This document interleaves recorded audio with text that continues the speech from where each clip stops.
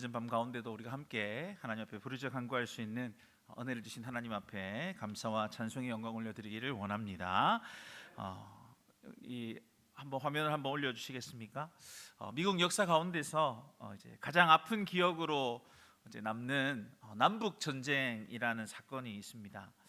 이 전쟁은 우리나라의 6.25 전쟁처럼 이제 같은 나라 국민끼리 심지어 한 가족, 한 형제끼리도 남과 이제 북으로 갈라져서 무려 4년이라는 시간 동안 총뿌리를 서로 겨누었던 그런 참혹한 내전 전쟁이었습니다.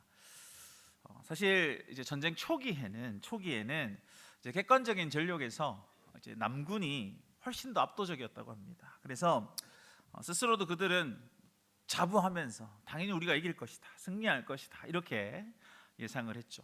지금 사진 가운데 보시면은 이제 아래쪽 부분에 이제 오른편에 그러니까 이제 그 전쟁의 이제 신 이렇게 이제 최고의 전략가 뭐 이렇게 이름을 불렸거든요. 그래서 로버트 리라는 이제 장군의 지휘 아래서 이제 군사들이 잘 훈련이 되어졌다고 합니다. 그래서 이제 남군이 초기에는 연정연승하면서 그래서 당시에 지금 이제 북부에 있었던 이제 링컨 대통령이 있었던 이제 수도인 워싱턴까지 위협을 할 정도로 그렇게 거의 패배가 짙었다고 하죠.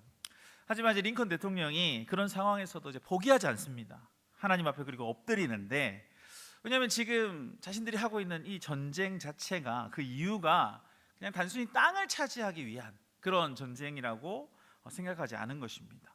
진정한 자유, 정의를 하나님 나라에서 바르게 세울 수 있는 그러한 길이라는 것을 믿었고, 그래서 이제 마음을 맞았던 동료가 바로 이제 그랜트 장군이죠.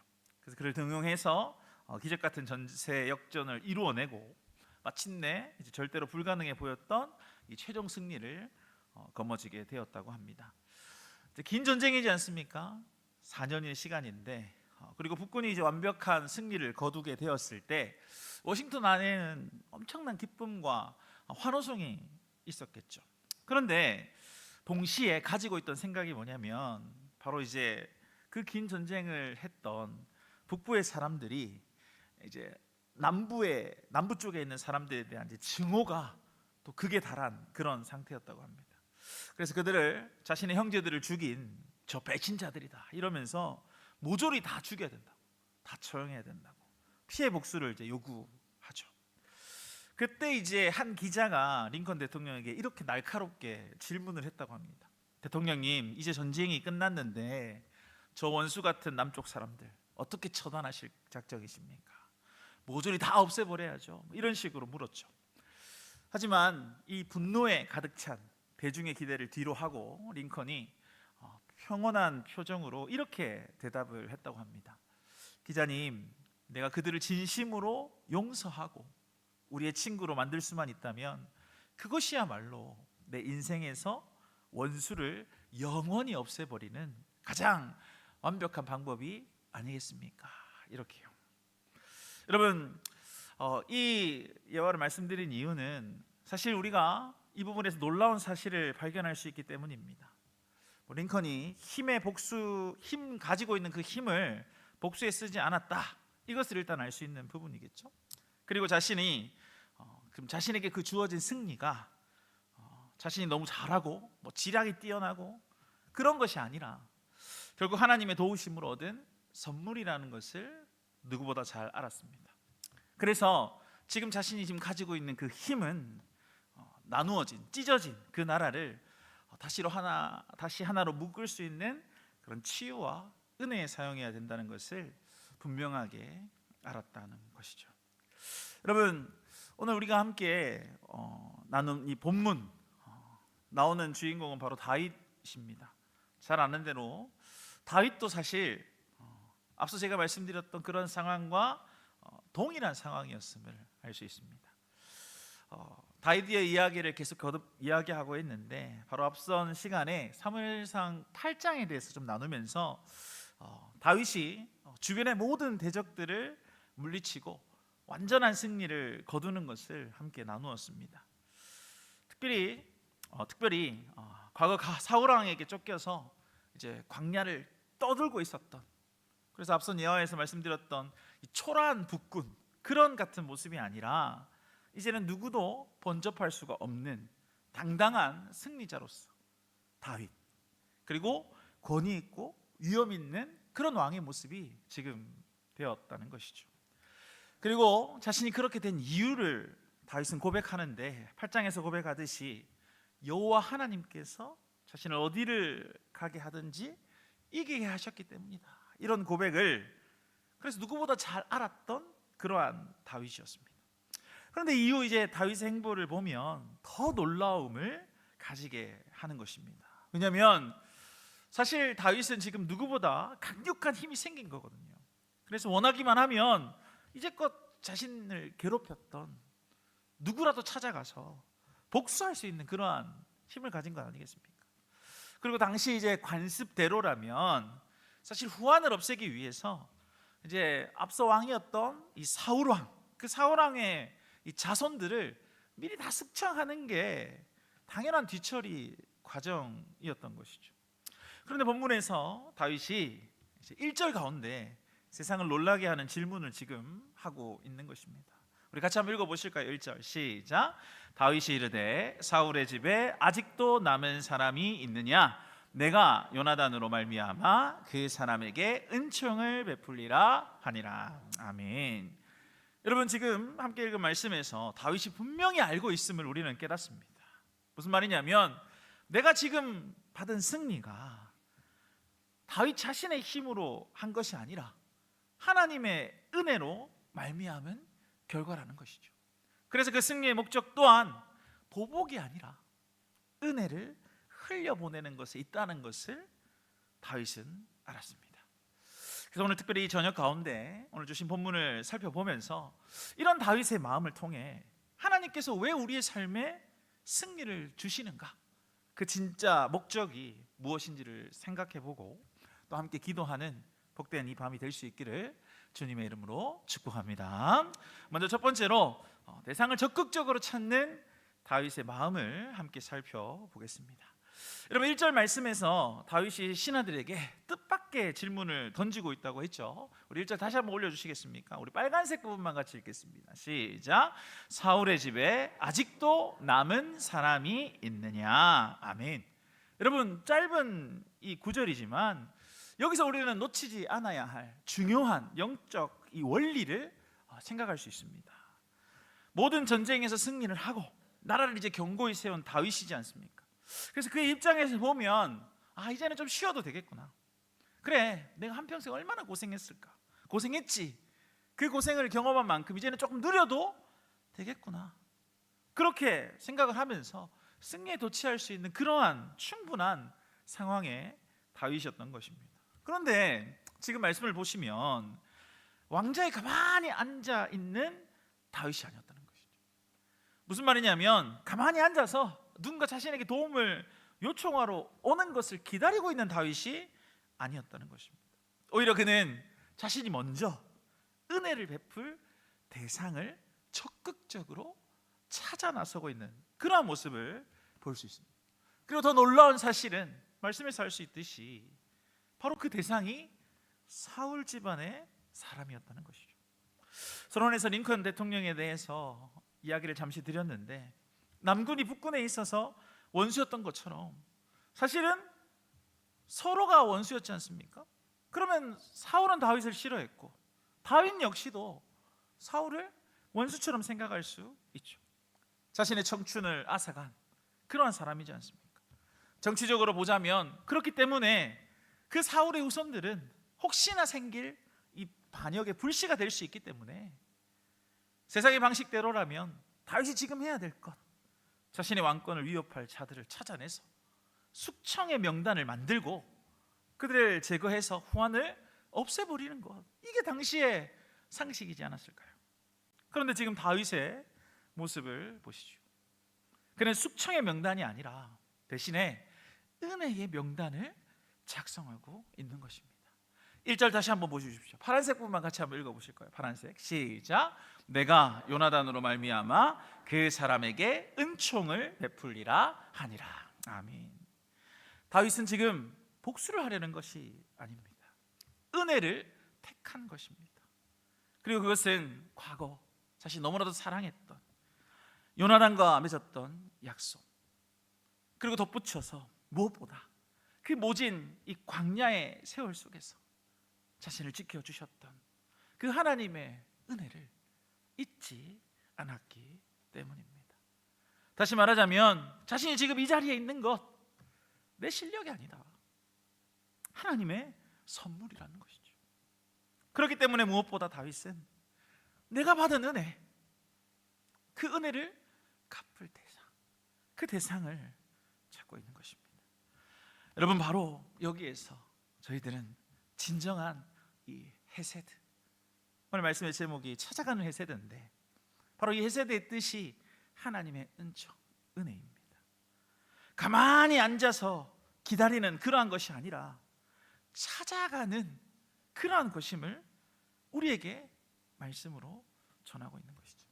하나님께서 저희들에게 물질을 주신 것, 건강을 주신 것, 승리할 수 있는 그러한 기회를 주시는 이유가 바로 여기에 있는 것입니다. 우리끼리만 잘 먹고 잘 살아라, 그렇게 얘기하는 것이 아니죠. 누군가에게 흘려보내야 할 축복의 배달 사고가 나지 않도록 전달해야 할 그런 선물이라는 것을 하나님께서 말씀하고 계신 것 아니겠습니까? 여러분, 이 시간 오늘 주신 말씀을 기억하면서 저희들에게 하나님은 다윗처럼 끊임없이 묻고 또 물어야 된다는 것을 믿으시기를 주님의 이름으로 축복합니다. 그럼 그 질문이 뭘까? 하나님, 내 주변에 지금 내가 받은 그 은혜를 나누어야 할 그 남은 사람이 누구냐는 것이죠. 우리가 돌아오는 주일, 부평 가족 총동원 주일이죠. 우리 교회 안에서 특히 1년에 2번을 나누어서 상반기에는 가족 중심으로, 또 하반기는 이웃을 향해서 복음의 문을 두드리고 있습니다. 결국 복음을 전하는 전도를 하자는 것인데, 사실 전도에 있어서 가장 중요한 원리가 바로 이것 아니겠습니까? 가만히 앉아서 누가 우리를 찾아오기를 기다리는 것, 우리 교회 누가 안 오나 기다리는 것을 말하는 것이 아니죠. 내 마음의 성벽을 낮추고 내가 진짜 먼저 찾아가야 할 그 사람, 그 대상을 향해서 먼저 발걸음을 떼는 것, 그것이 진짜 전도 아니겠습니까? 오늘 본문의 다윗도 몸은 평안한 이 왕궁 그 의자에 가만히 앉을 수 있었습니다. 하지만 그의 마음을 보십시오. 그는 이미 왕궁 밖에 가장 낮은 곳, 소외된 곳을 향하고 있지 않습니까?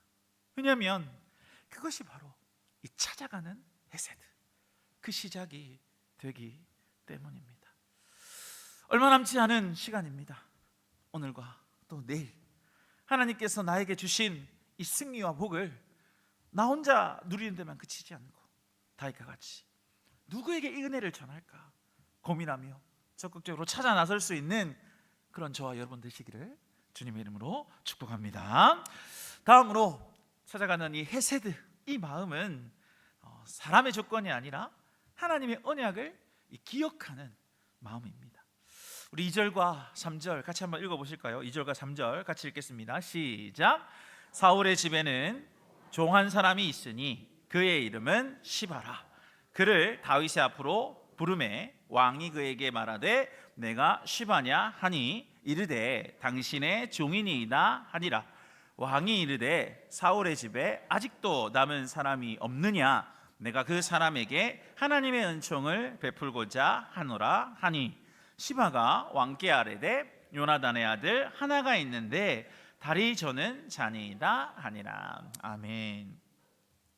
다윗이 곧바로 이 사울의 집에서 종으로 일하였던 이 시바라는 인물을 불러서 요나단의 남은 자손에 대해서 이제 묻고 있는 말씀입니다. 그런데 3절, 함께 읽었던 3절 말씀을 보면 조금 이상한 부분이 있습니다. 왜냐하면 이 시바의 대답이 요나단의 아들의 이름을 말하지 않고 그의 이 신체적인 이 결함을 먼저 이야기하고 있는 것이죠. 한번 띄워주시겠습니까? 3절 파란색 부분 같이 한번 읽어보실까요? 시작. 요나단의 아들 하나가 있는데 다리 저는 자니이다. 아멘. 여러분 이상하죠?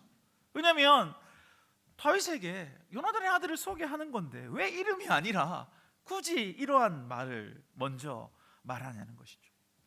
이유라면 이제 당시 고대 사회에서 이 장애는 사실 왕실에 있어서 장애가 있다는 것 자체가 왕실의 이 은총을 받는 것 자체에 이 부적합한 이 결격인 사유라고 생각을 했기 때문입니다. 그래서 시바의 말 속에서 이런 뉘앙스가 깔려 있는 것이죠. 왕이시여, 요나단에게 남은 한 명의 이 아들이 있긴 합니다. 그런데 그는 별 볼 일 없는 사람입니다. 왜냐하면 이 왕의 식탁에 앉기에는 자격이 없는 그러한 사람이기 때문입니다. 이런 식으로 이야기하는 거죠. 물론 이 세상의 눈으로 보자면 사실 이 시바의 말에 틀린 말이 없지 않습니까? 왜냐하면 세상이 사실 우리에게 요구하는 건 끊임없이 조건을 따지는 것이죠. 그래서 이런 생각들을 많이 하지 않습니까? 그 사람에게 일을 할 자격이 있을까? 정말 이 사람이 나에게 도움이 되는 것은 맞나? 될 만한 사람인가? 이런 조건에 사실 물음들을 가질 수밖에 없습니다. 그래서 만약에 다윗이 이 인간적인 계산기를 두드렸던 그런 왕이었다면 이 시바의 말을 듣고 이렇게 말했을지도 모르죠. 그래, 다리를 절고 있으면 뭐 전혀 내게 위협이 되지 않겠구나. 그래서 그냥 가만히 놔두어라. 이런 식으로 얘기할 수도 있었을 것입니다. 그런데 이어지는 이 다윗의 놀라운 반응이 무엇입니까? 사실은 다윗이 시바가 말하기도 전부터 그가 쓸모 있는 사람인지 자격이 있는 사람인지 먼저 묻는 것이 아닙니다. 3절 다시 한번 올려주십시오. 중반절 빨간색 부분만 같이 읽겠습니다. 시작. 내가 그 사람에게 하나님의 은총을 베풀고자 하노라. 아멘. 아직 이 무비보셋이죠, 그 다리 저는 이야기를 듣지도 않고 이미 다윗은 마음을 정한 것입니다. 무슨 말이냐면 사람이 말하는 그 친절을 베풀기 위해서 다윗이 요나단의 아들을 찾는 게 아니라는 것입니다.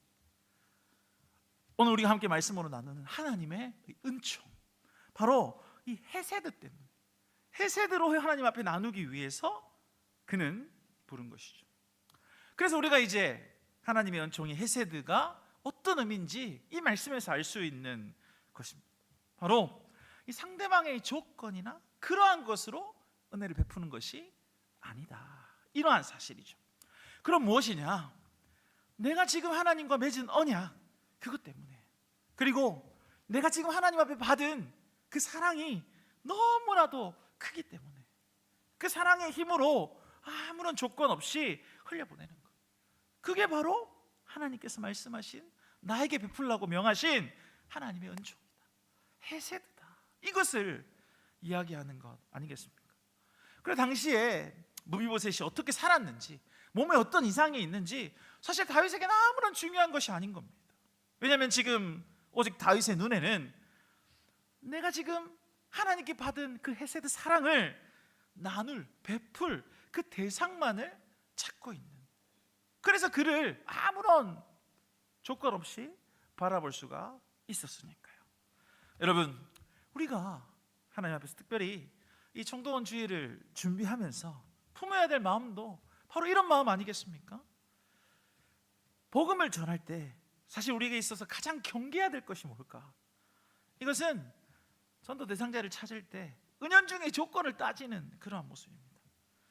관계라고 한다면 저 사람은 성격이 좀 까칠해서 내가 이런 말 하면 바로 나와 이렇게 흔히 말하는 손절하겠지, 이런 생각을 한다든가, 저 사람은 형편이 너무 넉넉해서 부족함이 없으니까, 아쉬운 게 없으니까 내가 말해도 아무런 소용이 없을 거야, 뭐 이런 식으로 그냥 마음대로 우리가 판단을 하는 겁니다, 전하기도 전에. 하지만 진정한 헤세드는 이 조건을 따지지 않는 것입니다. 이것을 믿는 저와 여러분들 되시기를 주님의 이름으로 축복합니다.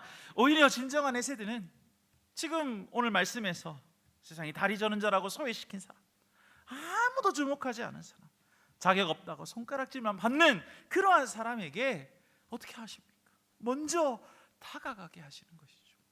바로 그것이 하나님의 마음인 것입니다. 만약 우리를 구원하신 하나님께서 조건을 따지는 분이셨다면 사실 우리 중에 누가 구원받을 사람이 누가 있겠냐 이것입니다.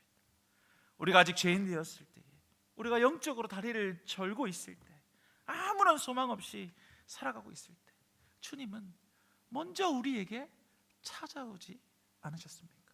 할렐루야. 자격 없는 자에게 이 베푸시는 하나님의 헤세드, 이것을 우리는 이미 경험한 것입니다.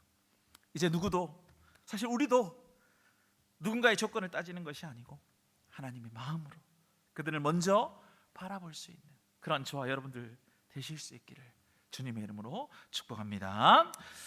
우리가 총동원 주일 이제 돌아오는 사실 주일이 그러다 보니까 계속 이 이야기를 할 수밖에 없을 것 같습니다. 말씀을 전하는 입장에서 인간적인 판단, 먼저 딱 선을 그어버리는, 사실 이게 시바의 시선이었죠. 하지만 우리는 그러한 부분들을 내려놓아야 됩니다. 어떠한 상황, 어떠한 조건도 필요 없이 나는 하나님의 은총을, 헤세드를 베풀 것이다라고 말하는 이 다윗의 결단이 바로 저와 여러분들의 결단이 되어야 하는 것이죠. 그래서 조건을 뛰어넘어서 더욱더 주님께서 말씀하신 그대로 나아갈 때 하나님께서는 우리가 생각지도 못한 그런 놀라운 생명의 역사를 우리에게 허락해 주실 줄로 믿습니다. 마지막으로 찾아가는 헤세드의 마음, 세 번째는 두려움을 이 평안으로, 결핍을 풍성함으로 바꾸시는 그러한 마음입니다. 오늘 본문을 우리가 읽지는 않았지만 같은 장 6절에 보면 이제 요나단의 아들 무비보셋이 다윗 앞에 나와 납작 이제 엎드려서 절하는 것을 볼 수 있습니다. 6절 같이 한번 읽어보실까요? 시작. 사울의 손자 요나단의 아들이 다윗이 이르되 무비보셋이여 하니 그가 이르기를 보소서 당신의 종이니이다. 아멘. 여러분, 무비보셋이 다윗 왕이 자신을 찾는다는 이야기를 듣고 어떤 마음이 들었겠습니까? 아마 이게 심장이 멎는 듯한 그러한 공포를 느꼈을 것 같습니다. 왜냐하면 말을 들으면서 이제 나는 꼼짝없이 죽었구나. 우리 집안이 사울 할아버지 집안인데 아니 이제야 그 숙충의 칼날이 나에게 오는 건가? 뭐 이런 식으로 절망하고 있었겠죠. 그래서 다윗 앞으로 이렇게 가서 엎드린 그의 몸은 우리가 이제 사시나무 떤다고 하죠. 온몸이 떨면서 두려움에 그렇게 있었을 것입니다. 그리고 마지막에 그가 다윗에게 보소서 당신의 종이니이다 이렇게 대답하는 것은 사실 이런 의미죠. 제발 다윗 왕이시여 내 목숨만은 살려주십시오, 뭐 이런 말하는 그런 비명과도 같지 않았을까요? 그럼 7절을 보시면 이어지는 7절 같이 한번 읽어보실까요? 시작. 다윗이 이르되 그에게 이르되 무서워하지 말라. 내가 반드시 내 아버지 요나단으로 말미암아 내게 은총을 베풀리라. 내가 내 할아버지 사울의 모든 밭을 다 내게 도로 주겠고 또 너는 항상 내 상에서 떡을 먹을지니라 하니. 아멘. 다윗이 무비보셋을 향하여서 건넨 첫 마디가 무엇입니까? 무서워하지 말라, 이 말씀이었습니다. 바로 이것이 이 찾아가던 헤세드의 힘인 것입니다. 무슨 말이냐면 세상의 권력 앞에 서면 사실 우리가 먼저 생각하는 것은 두려움입니다. 하지만 하나님의 은혜 앞에 서면 우리의 그 두려움들은 떠나간다 이것입니다. 지금 다윗은 이런 것이죠. 무비보셋의 그 떨리는 어깨를 만지면서 그가 지금 가지고 있는 그 깊은 두려움, 이것을 은혜로 덮어주고 있는 것입니다. 그리고 이어지는 다윗의 파격 선언이죠. 7절 말씀에서 다윗이 무비보셋에게 세 가지 선물을 안기는데요. 첫 번째는 언약의 확인입니다. 아버지 요나단 그로 말미암아 내게 은혜를 베풀겠다. 약속한 그 부분에 대해서 지키겠다. 그런 확인의 언약의 맺음이죠. 두 번째는 경제적인 회복입니다. 내 할아버지 사울의 모든 밭을 다 내게 도로 주겠고, 마지막 셋째는 지위의 회복이죠. 너는 항상 내 상에서 떡을 먹을지니라. 이 말씀, 이 말로 다윗은 무비보셋을 회복시킵니다. 다시 말하자면 단순히 살려준 것만으로 끝내지 않은 것입니다. 잃어버린 모든 소유를 되찾아주고, 심지어 이 무비보셋을 왕의 아들들과 똑같은 신분으로 대우하겠다고 선언을 한 것입니다. 불과 방금 전까지 다리를 절면서 광야 가운데 숨어 지냈던 그 도망자 신세였던 사람이 하루아침에 왕의 식탁에 같이 앉을 수 있는 왕자의 신분으로 바뀌어진 것이죠. 여러분, 바로 이것이 우리가 전하는 복음의 능력인 줄 믿으시기를 소망합니다. 특별히 우리가 복음을 전해야 할 대상들을 여러분 각자 한번 생각해 보십시오. 겉으로는 화려하게 살지도 모르겠습니다. 하지만 속으로는 그 저마다의 두려움, 결핍 속에서 살아가는 사람들 아닙니까? 그럼 그게 왜 그럴까? 죄의 문제 때문이죠. 삶의 무게로 인한 미래에 대한 불안, 사실 그 모든 것이 무비보셋처럼 떨며 살아가는 그러한 존재들이라고 할 수 있습니다. 그래서 우리는 그들을 향해서 분명하게 전해야 하는 것입니다. 하나님은 당신을 사랑하십니다. 하나님 안에서 두려워하지 마시고 무서워하지 마십시오. 하나님은 당신을 심판으로 오신 분이 아니십니다. 당신을 회복시키기 위해 오신 분이십니다. 할렐루야. 이런 고백이 우리 가운데 있기를 소원합니다. 그래서 우리는 지금 청동원주일을 특별히 준비하면서 그들을 이 주님의 식탁으로 초청하는 것입니다. 그 무비보셋이 받았던 선물처럼 놀라운 그 반전이 일어나게 될 것을 우리는 기대해야 하는 것입니다. 왕의 식탁에서 떡을 먹으면서 사울의 손자가 아니라 다윗의 아들과도 같은 그런 대우를 무비보셋이 받았던 것처럼 우리가 전하는 이 복음을 통하여서 그들이 세상의 종이 아니라 하나님의 자녀라는 그 위대한 그 신분을 회복하게 될 것을 기대하는 저 여러분 되기를 주님의 이름으로 축복합니다. 이제 말씀을 맺겠습니다. 오늘 본문에서 다윗이 보여준 이 찾아가는 헤세드, 결국 우리를 찾아오신 그 예수 그리스도의 그림자입니다. 우리 역시도 죄로 인하여서 다리를 절며 죽음의 공포 속에 살았던 자들이었지만 그런 우리를 왕 대신 예수님께서 먼저 찾아오셔서 말씀해 주신 것이죠. 다윗과 같이 무서워하지 말라. 이제 내 상에서 나와 함께 먹자. 이 과분한 은혜를 입은 우리 어떻게 해야 되겠습니까? 그 사랑을 들고 나아갈 수 있는 저희들이 되기를 소망합니다. 특별히 다가오는 이제 사실 남은 시간이 얼마 되지 않죠. 이틀밖에 안 됩니다. 물론 그 이후에도 계속해서 우리는 이 복음의 전파의 사명을 지켜야 하겠죠. 하지만 다가오는 이 시간이 단순히 사람을 모으는 그러한 행사가 되지 않고 우리가 계속해서 품고 기도했던 그 영혼들, 절망의 땅 광야가 아니라 그 자리에서 나와서 주님의 풍성한 은혜의 식탁을 앉게 되고 기적의 잔치로 나아갈 수 있는 그러한 시간들로 우리는 채워야 하는 것입니다. 그래서 아직도 사울의 집에 남은 사람이 있느냐 이렇게 물었던 다윗의 심정을 가지고 남은 시간 우리 주변의 무비보셋을 찾아가서 주님의 사랑을 전할 수 있는 저 여러분들 되실 수 있기를 주님의 이름으로 축복합니다. 기도하겠습니다.